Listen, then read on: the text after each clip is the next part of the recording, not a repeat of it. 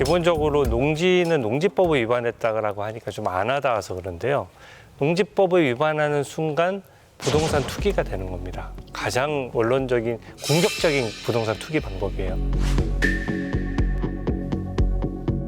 농지는 대부분 가격이 싸지 않습니까? 그러니까 개발되거나 향후에 수익을 많이 낼 수 있는 곳에 내는 거고요. 농지를 사는 목적은 딱 두 가지입니다. 현행 법률을 지키려면 농사를 짓기 위해서 하는 거예요. 귀농을 하거나 혹은 뭐 내가 텃밭을 갖추거나 이렇게 하는데 자기 주거지에서 일단 몇백 킬로가 떨어져 버리면 농사지으러 왔다 갔다 하기 힘들잖아요. 그래서 지금 저기 나왔던 후보자들의 그 농지들도 대부분 보면은 주거지랑 몇백 킬로 떨어져 있고 제대로 농사를 안 지었다는 의혹이 나오는 것이고, 그러니까 농지법 위반 이퀄 농지 투기가 되는 거니까. 그러니까 90일 이상은 직접 농사를 지으라는 그 기간적인 한정도 있는 겁니다. 근데 예를 들어서 정은경 후보자 남편 같은 경우에는 인천에서 의사를 하시는 분인데 평창군에 1,550평의 농지를 산 거예요. 1,550평을 농사 지으려고 그러면 아마 여기 계신 분들 다 달라붙어서 여기 계신 분들 다 달라붙어서 농사 지어도 쉽지 않습니다. 드론으로 씨 뿌리고 요새는 첨단 AI라서 그런지 모르겠는데. 그건 문제 없어요. 예.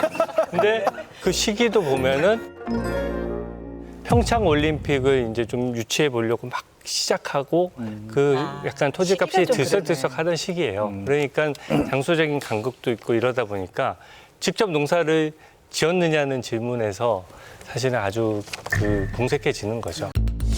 4월부터 10월까지 아마 주말에만, 그것도 주말 매주 가셨을 거라고 가정해서 계산을 한다면은 56일이 나옵니다. 농지법상 90일이 안 됩니다. 보니까 실제로 정말 열심히 경작하셨더라고요. 어떤 공직자가 이렇게 가서 열심히 했나 싶고, 저희 보좌진들이 이 사진을 보고 정말로 이건 찐이다 이런 얘기를 했어요. 그러니까 물론 농지법상의 90일 경작 이런 것들이 실제로 지켜지기 어려운 부분들이 또 있었을 것 같습니다. 저희 남편이 80년대 후반기에 봉평에서 공중보건의사를 하면서 알게 된 지인하고 그 지인 가족과 30년간 농사를 같이 지었습니다.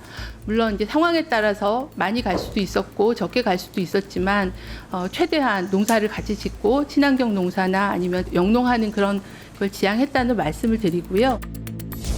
이번 정부에서 지금 부동산 투기 막겠다고 아주 강력한 대책을 내놨거든요. 그러면 어떻게 보면은 실수요자조차도 집을 살 수 없을 정도로 강한 대책을 내놨는데 반대로 이 정부의 주요 강요들은 그럼 농지 투기를 했던 전력자들이다라고 하면 그 부분이 국민들 눈높이랑 저는 맞을 수가 없다라고 생각합니다. 이런 경우가 있을 수 있잖아요. 왜? 세컨하우스 하나 지어놓는다 시골에. 그래서 나중에 그냥 왔다 갔다 하면서 지으려고 이렇게 사놓는 분들 있잖아요. 그리고 그 동네 분들도 그렇게 외지인들이 와서 땅을 사는 거를 반가워하는 분위기도 좀 있고요. 반가워하지 않아요. 제가 해봐서 알아요. 예, 말씀해 주세요. 장관 못 되겠네. 장관 못 되겠네. 저는 16명의 그 장관 후보자들이 다 부동산에 조금씩 다 문제를 안고 있잖아요. 근데 그중에 저는 두 분이 가장 눈에 띄어요. 특히 정동영 통일부 장관 같은 경우는 2007년 대선 그 패배 이후에 특별한 정치 경력이 없어서 굉장히 좀 어렵게 살지 않았을까 생각했는데 이 재산 내역을 보니까 그냥 아주 화려한 삶을 사셨더라고요. 예를 들면 뭐 태양광 투자도 하셨고 뭐 농지 아까 얘기한 농지도 매입을 하시고 서울에 재건축 아파트도 좀 구입해 놓은 게 있으세요. 그래서 이미 대선 패배 이후에 이제는 더 이상 정치 안 하겠다고 생각하신 게 아닌가 생각했는데 이재명 대통령이 정동영과 통하는 사람들 정통 출신 그 대표였잖아요. 이재명 대통령이 되면서 이게 기회가 오면서 이게 이제 드러나게 돼서 참 이게 난감하게 된 상황이 아닌가 이런 생각이 들고 한성숙 그 벤처기업부 장관도 이분은 그 내역을 보면 정말 특이합니다. 부동산이 의미하는 5가지를 모두 다 가졌어요. 아파트 있고요, 빌라 있고, 주택 있고, 오피스텔 있고, 땅도 있습니다. 오관왕이에요.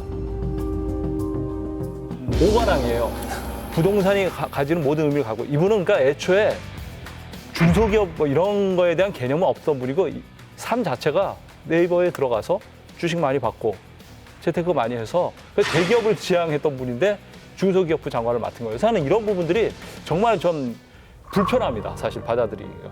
거기에 맞는 사람을 써야 되는데 왜 하필이면 중소벤처기업부 장관을 시키는지 그게 좀 공감하기가 좀 어렵습니다. 사전에 좀 사전 검증 시스템을 좀 더 중립적으로 두어서 검증 시스템에 의해서 부적격으로 판명되면 대통령이 아무리 장관을 쓰고 싶어도 쓸 수 없게 하는 시스템을 만들 필요가 있다는 거죠. 그러니까 농지법이라든지 이런 부분에 있어서도 뭐 전혀 다른 얘기지만 땅을 조그맣게 사놓으면요 농협의 그 주주가 돼요.